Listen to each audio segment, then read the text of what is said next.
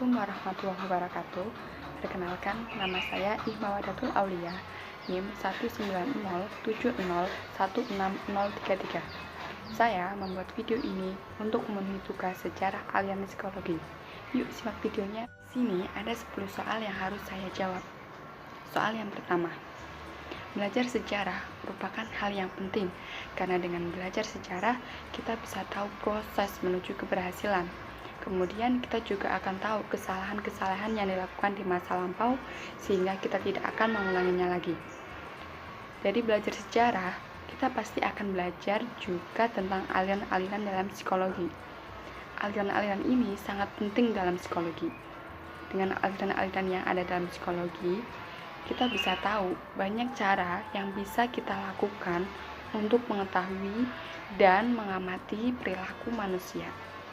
Kemudian, selain belajar sejarah, kita juga akan mendapat manfaat yang bisa kita dapatkan. Nah, saat belajar psikologi, tentu kita akan mendapatkan manfaatnya. Banyak manfaat yang bisa kita ambil. Yang pertama, kita bisa mengetahui tentang kejiwaan seseorang dengan berbagai perasaan dan faktor yang akan mempengaruhi kepribadian seseorang. Yang kedua, kita juga akan tahu mengapa sih seseorang memiliki kepribadian itu. Kita juga bisa tahu faktor apa yang mempengaruhi seseorang berperilaku tersebut, dan masih banyak lagi. Soal nomor 2. Di sini ada 8 fase perkembangan dalam psikologi. Fase yang pertama yaitu kepercayaan atau ketidakpercayaan. Pada fase ini dimulai dari bayi baru lahir hingga usia 12 bulan. Rasa percaya ini bisa tumbuh karena adanya sentuhan dari orang terdekat atau ibu. Semisal bayi menangis, seorang ibu akan menenangkan bayi. Nah, jika seorang ibu menenangkan bayi dengan waktu yang lama, tentu bayinya akan merasa tidak percaya.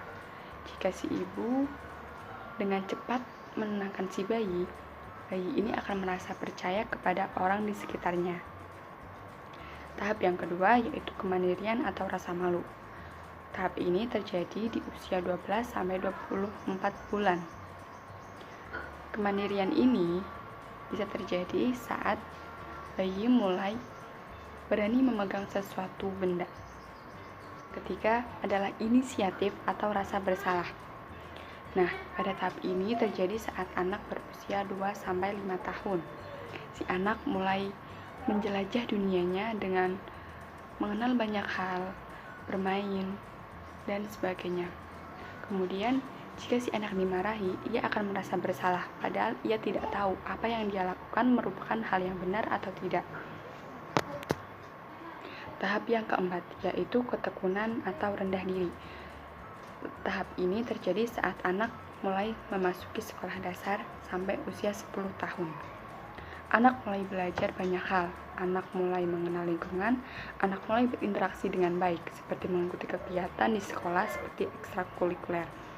Kemudian saat anak dijauhi oleh teman-temannya, dia akan merasa dikucilkan.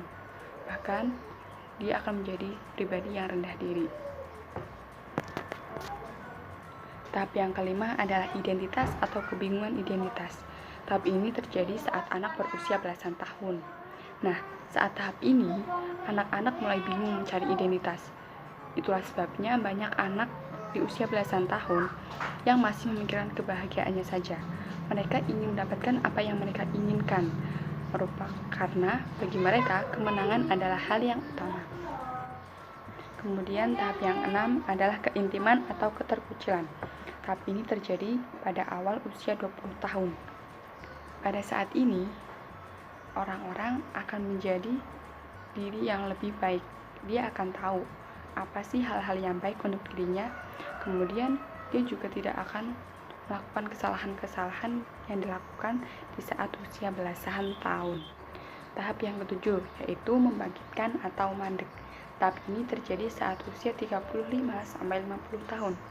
Biasanya seseorang dalam tahap ini akan berubah menjadi seseorang yang lebih bermanfaat kepada orang lain. Menurut dirinya, kebahagiaan dirinya adalah kebahagiaan orang lain. Jadi, apa yang dia lakukan akan bermanfaat bagi orang lain, bukan hanya untuk dirinya sendiri. Tahap yang terakhir adalah tahap integritas atau putus asa. Nah, biasanya tahap ini terjadi saat usia 60 tahun ke atas. Dalam tahap ini, jika seseorang dalam kehidupannya merasa sempurna, di tahap ini dia akan merasa bahagia.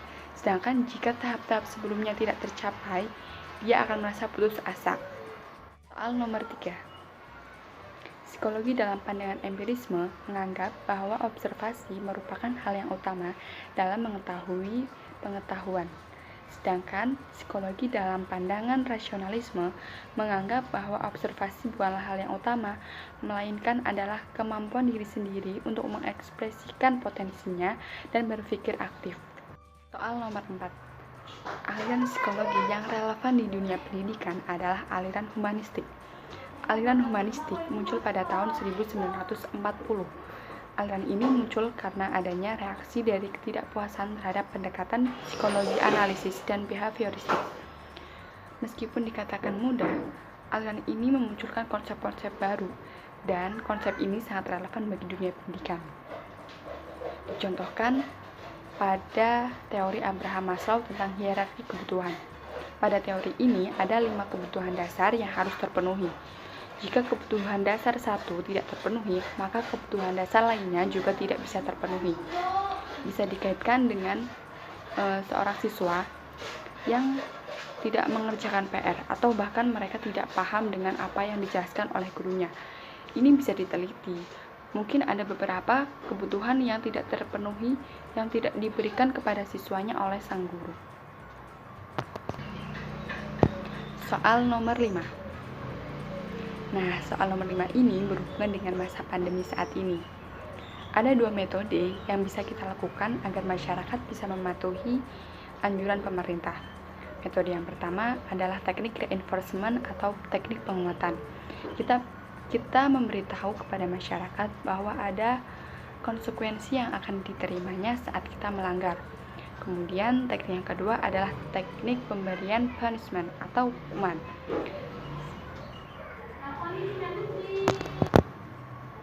Hal ini berkaitan dengan teori yang digunakan oleh Skinner, yaitu teori SOR atau stimulus, organisme, dan respon, di mana tingkah laku manusia terjadi dari adanya berbagai respon dari luar dan kita sebagai individu bisa mereaksikannya. Soal nomor 5. Nah, soal nomor 5 ini berhubungan dengan masa pandemi saat ini. Menurut saya, ada 2 metode yang bisa kita lakukan agar masyarakat mematuhi aturan dari pemerintah. Metode yang pertama adalah dengan menggunakan teknik reinforcement atau penguatan. Kita memberitahu kepada masyarakat bahwa akan ada konsekuensi yang kita dapatkan jika kita melanggar aturan dari pemerintah.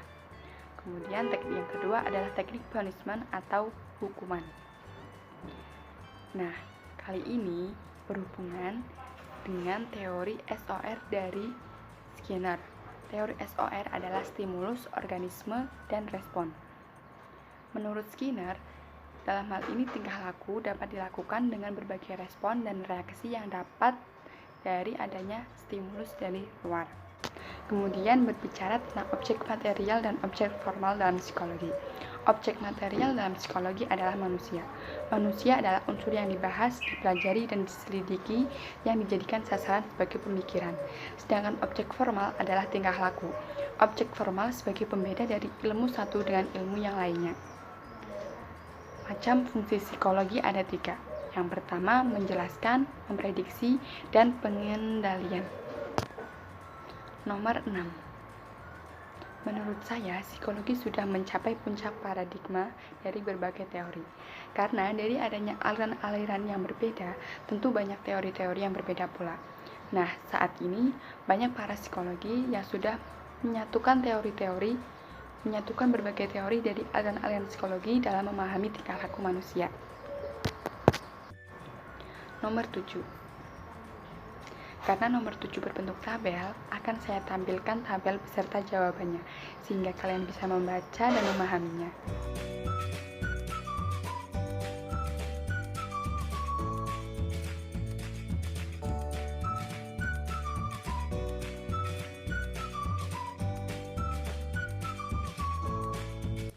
Soal nomor 8. Menurut saya, statement dalam soal merupakan hal yang benar, karena emosi berpengaruh besar terhadap perkembangan kepribadian seseorang. Emosi bersifat fluktuatif dan dinamis, yang artinya perubahan emosi sangat tergantung pada seseorang dalam mengendalikannya. Jadi, meluapkan emosi merupakan hal yang harus kita lakukan daripada memendam dan menahan rasa emosi diri sendiri. Hal ini berkaitan dengan pendekatan aliran psikologi strukturalisme, di mana dalam strukturalisme ada metode introspeksi, yaitu dengan meminta seseorang untuk menceritakan apa yang telah dialami. Tentu hal ini berkaitan dengan cara meluapkan emosi kita atau meluapkan kekesalan diri sendiri. Soal nomor 9. Cara agar kita terhindar dari lingkungan negatif yaitu dengan kita memiliki prinsip dan fondasi yang kuat.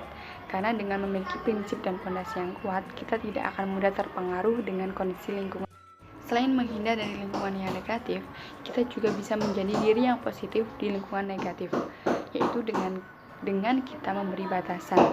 Kemudian kita juga sering berpikir positif, rileks, kita ikut berkerumun, kita ikut bermain bersama mereka, tapi kita tidak akan melakukan apa yang mereka lakukan jika apa yang mereka lakukan itu adalah hal yang buruk. Kemudian kita juga saling membantu saat mereka sedang dalam bermasalah. Kita perlu menguatkan iman dan kita perlu mengetahui lebih banyak tentang mereka. Mengapa sih mereka bisa berbuat seperti itu? Jadi kita bisa memberi solusi agar mereka tidak menjadi orang yang berperilaku negatif. Dalam hal ini, pendekatan aliran fungsionalisme merupakan pendekatan yang tepat dalam permasalahan ini.